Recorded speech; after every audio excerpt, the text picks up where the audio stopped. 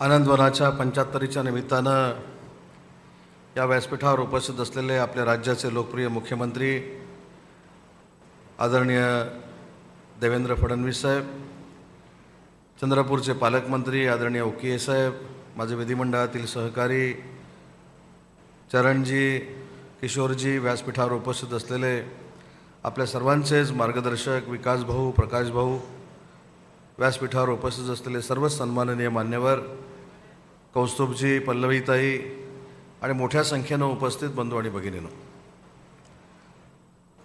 आनंदवनाला आज 75 वर्ष पूर्ण होत आहेत आणि ही 75 वर्ष पूर्ण होत असताना माझ्यासारखा एक कार्यकर्ता या कार्यक्रमाला उपस्थित राहतो आणि 2 आमट्यांच्या बाजूला बसतो, याच्या एवढं दुसरं भाग्य माझ्या आयुष्यामध्ये असू शकत नाही.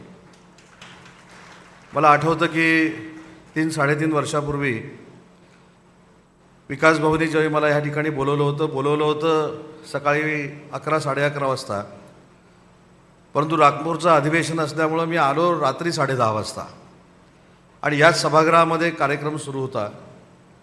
आणि कार्यक्रम सुरू असताना मला विकास भाऊनी सांगितले की हा जो सभागृह आहे हा देखील 1995 सालामध्ये ज्यावेळी मनोहर जोशी मुख्यमंत्री होते त्यावेळी त्यांच्या मुख्यमंत्री फंडातनं 5 लाख रुपये देऊन हा सभागृह उभारण्यात आलेला होता. या बरोबर कॅम्पसच्या समोर, या गावाच्या समोर माझ्या विभागाचे काही कारखाने देखील चालतात, काही इंडस्ट्री देखील आहे. आणि त्यावेळी त्यांनी मला सांगितलं की दिव्यांगांसाठी एक कौशल्य विकास केंद्र इथं जर सुरू झालं आणि ते पूर्ण झाल्यानंतर ते जर इंडस्ट्रीशी टायअप झालं तर देशामध्ये पहिल्यांदा असं चित्र निर्माण होईल की दिव्यांग देखील मोठमोठ्या कंपन्यांमध्ये काम करतात, त्यांना चांगलं ट्रेनिंग दिलं जातं आणि ते ट्रेनिंग दिल्यानंतर ते महिन्याला लाखो रुपये कमवू शकतात. ही संकल्पना आनंदवनाची आहे आणि याच्यातनं उद्योग विभागामार्फत जर काय करता आलं तर आपण करावं अशी सूचना मला विकास भाऊनी केली.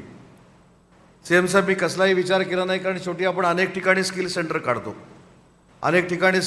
काढतो, त्यांना सहकार्य करण्याची भूमिका घेतो आणि देशातल्या अशा ठिकाणी मला स्किल सेंटर काढायचं होतं की त्याचा फायदा इथे शिकणाऱ्या दिव्यांगांना नोकरी देण्यासाठी होणार होता. आता 6-7 महिन्यामध्ये ती प्रक्रिया पूर्ण होईल आणि मला आनंद आहे CM साहेब, 6-7 महिन्यांनी तुम्ही पुन्हा एकदा वेळ द्या, कारण देशातलं हे पहिलं स्किल सेंटर असं असणार आहे की इथं दिव्यांगांना स्किल शिकवलं जाणार आहे आणि दिव्यांगांना स्किल शिकवल्यानंतर थेट त्यांना नोकरी मिळणार आहे. अशा पद्धतीची संकल्पना आमच्या उद्योग विभागानं मांडली आणि त्याच अंतर्गत जे काही रस्ते होते ते देखील काँक्रिटीकरण आणि आपण डांबरीकरण केले. तसं माझ्या कुटुंबाचे आणि विकास भाऊंचे संबंध गेल्या 15 वर्षापासूनचे आहेत. माझ्या वडिलांची आणि त्यांची मैत्री आहे, त्याच्यामुळे महाराष्ट्रामध्ये अनेक विकास भाऊंनी केलेल्या कामाचा साक्षीदार होण्याची संधी माझ्यासारख्या कार्यकर्त्याला मिळाली आणि म्हणूनच इथं वारंवार येणं होतं. प्रकाश भाऊ मगाशी हसले, परंतु ते माझ्यावर रागावलेले आहेत. पुढच्या महिन्यात मी तुमच्याकडे देखील येणार, त्याच्यामुळं राग आपण थोडा माझ्यावरचा कमी करावा ही देखील विनंती आहे. परंतु आज मगाशी कौस्तुभनं जे सांगितलं की CM साहेब येणार की नाही याच्याबद्दल शंका निर्माण केली गेली, पण कौस्तुभजी, त्या प्रसंगाला तुम्ही नव्हता ज्यावेळी विकास भाऊ मुख्यमंत्री महोदयांना नागपूरच्या त्यांच्या बंगल्यावर भेटले. कुठच्याही क्षणाचा विचार न करता मुख्यमंत्री महोदयांनी त्याच वेळी सांगितलं होतं की 9 तारीख ही माझी 100% आणि 9 तारखेला आनंदवनाच्या कार्यक्रमाला मी येणार आहे. त्याच्यामुळं मुख्यमंत्री येणार आहेत म्हटल्यानंतर अनेक जण मुख्यमंत्री येणार नाहीत हे सांगणारे असतात, पण तसे हितचिंतक आपल्या शेजारी असलेच पाहिजेत. असे हितचिंतक असल्याशिवाय आपल्याला ऊर्जा येत नाही आणि म्हणून भविष्यामध्ये आता देवेंद्रजींनी वेळ दिल्यानंतर ही शंका घ्यायची काही आवश्यकताच नाही. त्यांनी वेळ दिला म्हणजे देवेंद्रजी आले असं समजून आपण पुढं कामाला लागलं पाहिजे. आणि कौस्तुभची भाषणाची शैली देखील साहेब मला आवडली, मागण्याची शैली देखील मला आवडली. मला असं वाटतं की किशोरजी इथं आहेत, चरणजी इथं आहेत, मी देखील इथं आहे, हे आपण देखील शिकलं पाहिजे. मुख्यमंत्री आल्यानंतर कशा पद्धतीनं मागणी करायची म्हणजे मुख्यमंत्री ते पूर्ण करू शकतात हे पूर्ण ज्ञान कौस्तुभला अवगत आहे. आणि म्हणून त्यांनी बघा साहेब, प्रत्येक मागणी करताना पहिलं तुम्हाला सांगितलं की रागावू नका आणि नंतर सांगितलं की जे काय असेल ते मला द्या. पण साहेब, शासन म्हणून आपली जबाबदारी आहे आणि तुम्ही ते करणार आहात याची देखील खात्री तुमचा एक सहकारी म्हणून मला आहे की ज्या पद्धतीनं हा कॅम्पस उभा राहिला आहे.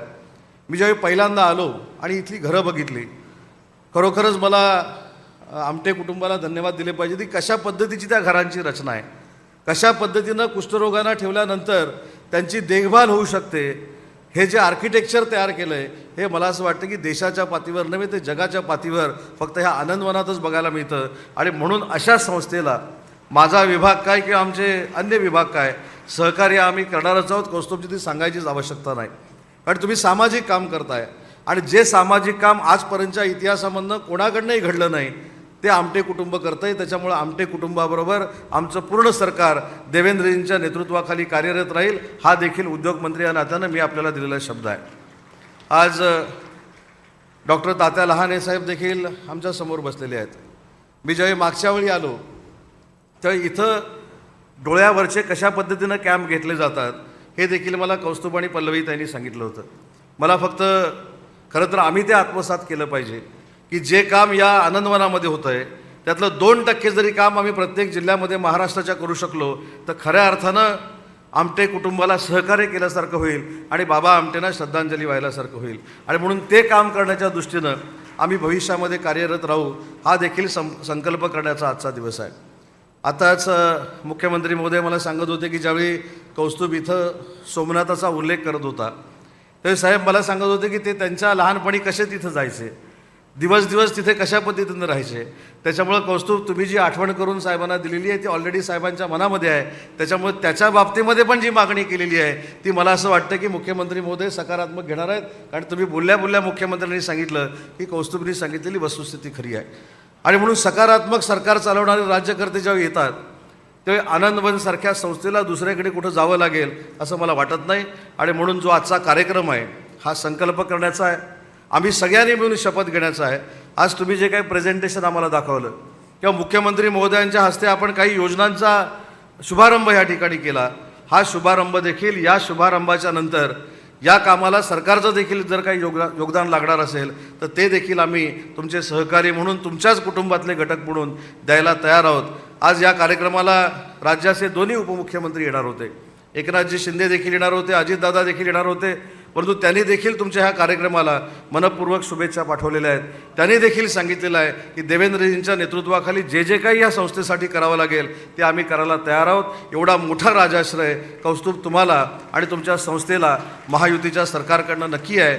आणि म्हणून पुन्हा एकदा आमटे कुटुंबाला मनापासून धन्यवाद देतो की अतिशय चांगल्या कार्यक्रमाचं आयोजन आज आपण केलं, आम्हाला सगळ्यांना बोलवलं, आमचा आदर सत्कार केला आणि तुमच्या या सत्कारातनं तुमच्यासारखा सामाजिक काम करण्याची ऊर्जा आमच्या प्रत्येकामध्ये वाढणार आहे. आणि म्हणूनच मी आपल्याला धन्यवाद देतो. पुन्हा एकदा शब्द देतो की ज्या ज्यावेळी आपल्याला आमची गरज लागेल त्या त्यावेळी तुमच्याच कुटुंबातले कार्यकर्ते म्हणून तुमच्याच कुटुंबातले घटक म्हणून आम्ही तुमच्यासोबत राहू, हा शब्द देतो आणि थांबतो. जय हिंद, जय महाराष्ट्र. एबीपी माझा, उघडा डोळे बघा नीट.